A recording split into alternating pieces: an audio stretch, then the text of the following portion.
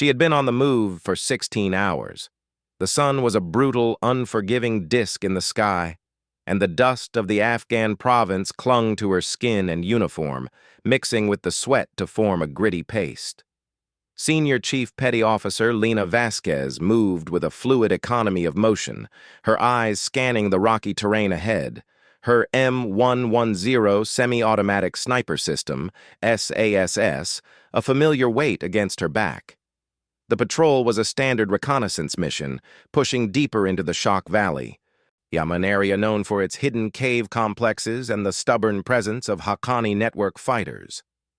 Around her, the 10 men of SEAL Team 3, Alpha Platoon, moved with a practiced arrogance. They were the apex predators, the tip of the spear, and they carried themselves with the quiet confidence of men who knew they were the best. At their head was Commander Jack Hoss Holbrook, a bull of a man with a chest full of commendations and a voice that could cut through mortar fire. And he'd earned his place through sheer force of will and a decade of high-stakes operations. He didn't suffer fools, and in his book, the place for a woman was not on a direct-action combat patrol with his SEALs. Lena was the outlier, an assignment from a joint task force, a proof of concept for integrating exceptional female combatants into frontline units. She was an expert marksman, a fact verified by scores of range qualifications and 2 confirmed kills on separate operations. But to Holbrook and his men, she was a liability, a distraction, a political statement being carried on their backs. Her first interaction with the team had been a masterclass in cold indifference. Holbrook had barely glanced at her, his introduction a clipped, "Try to keep up, Vasquez, and stay out of the way." The others followed his lead. They didn't speak to her unless operationally necessary. They ate in a separate cluster during rest breaks.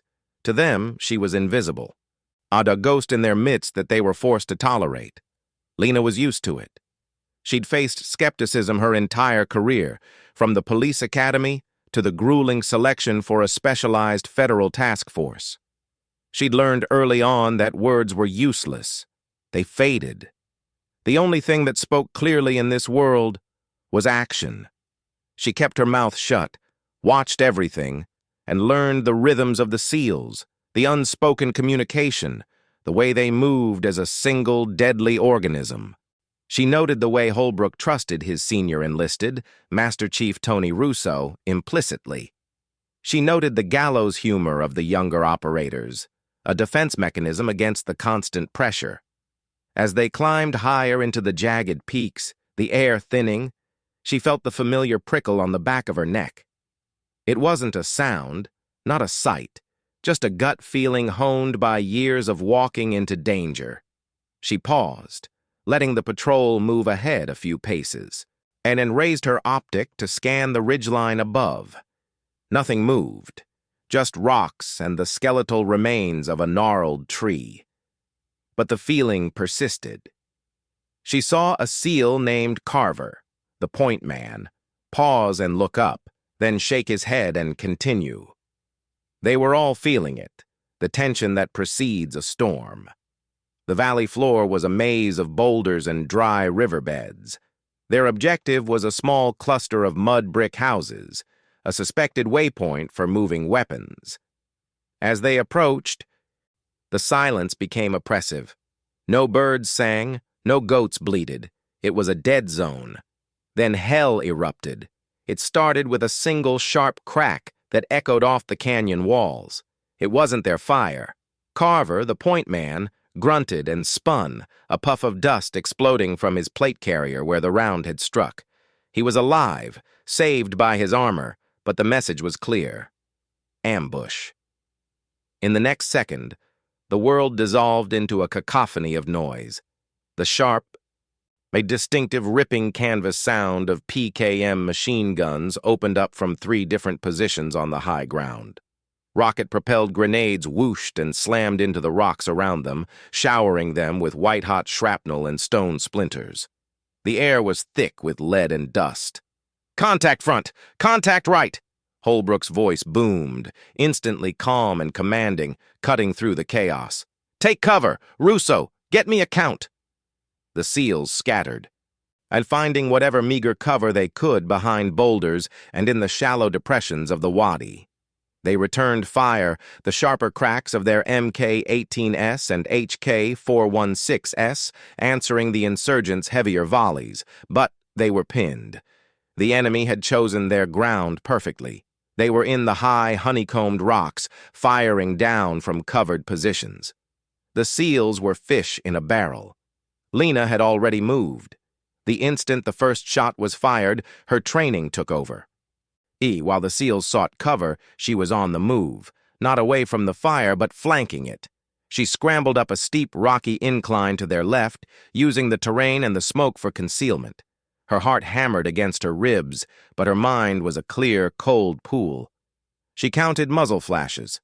1 PKM team on the upper right ridge, 2 more on the left spur. Single riflemen scattered between them. RPG teams trying to get a clean shot at the pinned-down patrol. From her new perch, her walls were too steep. The geometry to walls were too steep. The geometry too tight for a safe airstrike. They were on their own.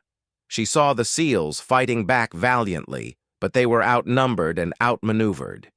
The enemy fire was relentless, chewing up the rocks around them, forcing them to keep their heads down. "Ah, the hell are you? Get down here and the hell are you? Get down here and provide suppressing fire." He wasn't asking for a sniper. He was asking for another rifle to add to the futile volume of fire. He wanted her to be another body in the kill box. Lena keyed her mic, her voice steady, almost calm. "Negative, Commander. I have a better position, engaging targets of opportunity." There was a pause, filled with the sound of gunfire. Then Holbrook's voice came back, dripping with contempt. "Targets of opportunity? We're all targets of opportunity down here. You follow my orders, or I'll have your stripe for cowardice when this is over." Cowardice. The word stung, but she didn't react. She understood. He couldn't see what she saw. He was in the thick of it, fighting for his life and the lives of his men. And to bear. Her first target was the PKM to bear. Her first target was the PKM gunner on the upper right. He was the most immediate threat, his heavy fire pinning down 3 SEALs. He was behind a natural rock parapet, only his head and shoulders visible. A difficult shot, maybe 350 meters, with a tricky crosswind. She exhaled, let her body go still, and gently squeezed the trigger. The crack of her M110 was a clean, sharp sound that cut through the din. Through her scope, she saw the gunner's head snap back, and the PKM fell silent. She didn't pause to savor it. She was already shifting her aim. The second PKM team on the left spur was more exposed, but they were also farther away. Her second shot took the gunner through the chest. The assistant gunner, confused, stood up to pull his comrade away. He was a fool. Her third shot dropped him. On the ground, the SEALs felt the subtle shift. The fire from the right ridge had stopped. The heavy volume from the left had lessened. "They're repositioning!" Russo yelled over the gunfire. "No," Holbrook muttered, watching through a crack in his rock. He saw a muzzle flash from a position far above and to their left. A single, precise flash. Then another, and another. It wasn't the indiscriminate spray of an insurgent. It was the methodical, devastating rhythm of a master at work. See, it was her. Lena was in a trance, a state of pure flow. The world narrowed to the reticle in her scope. Each shot was a perfect equation of wind, distance, and drop. She took out an RPG gunner just as he was about to fire, the rocket cooking off in the tube and sending a plume of smoke into the air. She neutralized a spotter who was directing fire onto the SEAL's position. She picked off riflemen one by one, methodically, as if she were clearing a firing range. But the minutes stretched into an eternity. The insurgents who had been so confident in their ambush were now confused and terrified. Their leaders were falling, their machine guns silent, and they couldn't find the source of this invisible, unerring death. They started firing wildly, desperately into the rocks. Lena's focus was absolute. She was aware of her breathing, her heartbeat, the faint recoil of the rifle. But all of it was secondary to the process. Target acquired, lead calculation, and smooth trigger pull, reset. She identified a new threat, an insurgent trying to crawl to a better position to launch an RPG. A single shot ended his crawl. She saw two more trying to move a PKM to a new nest. The first fell, then the second as he tried to run. Down in the wadi, the SEALs were no longer just taking fire. They were watching in stunned awe.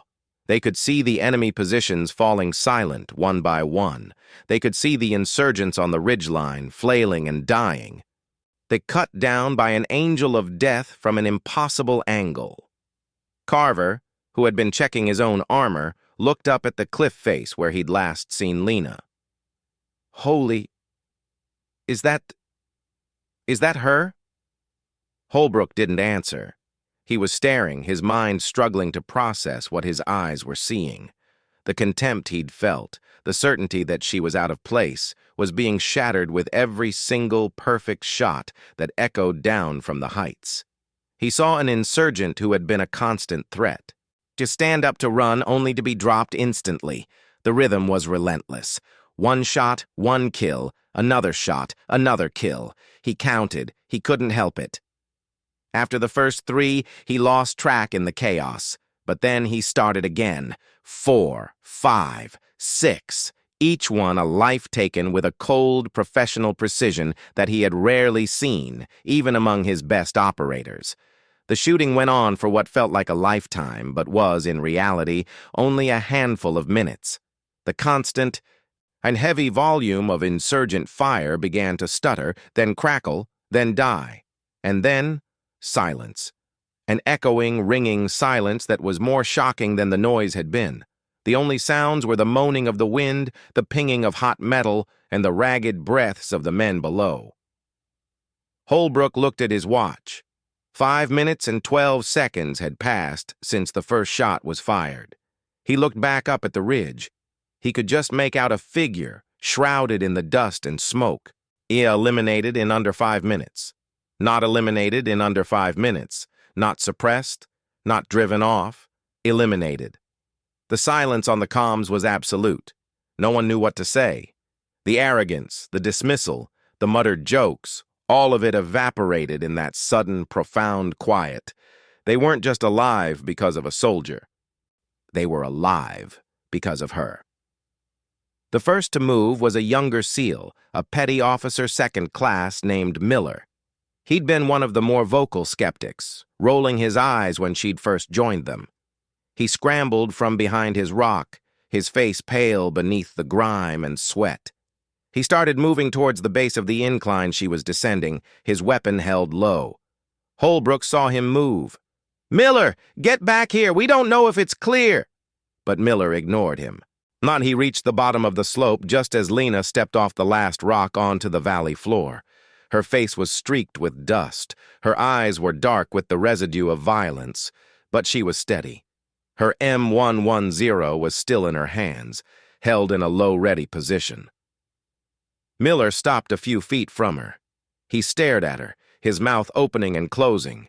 Then he did something that surprised everyone, including himself. He reached up, pulled off his helmet, and ran a hand through his sweat-matted hair. "Hi, Senior Chief," he said, his voice hoarse. I just wanted to say, thank you." It was a simple phrase, but it carried the weight of everything. It was an apology, an acknowledgement, a complete and total reversal of everything he had thought about her. He looked at her not as a woman, not as an outsider, but as the operator who had just saved his life. Lena held his gaze for a long moment. She gave a single, slow nod. "Get your helmet back on, Miller. We're not done yet." Her words were quiet, but they carried. The other SEALs were emerging from cover, their eyes on her. There was no awe in their expressions, not yet. There was a raw, primal respect. The kind of respect you give to the apex predator you didn't know was in your midst. The kind of respect that is forged not in the gym or on the range, but in the crucible of live fire, when your life hangs by a thread,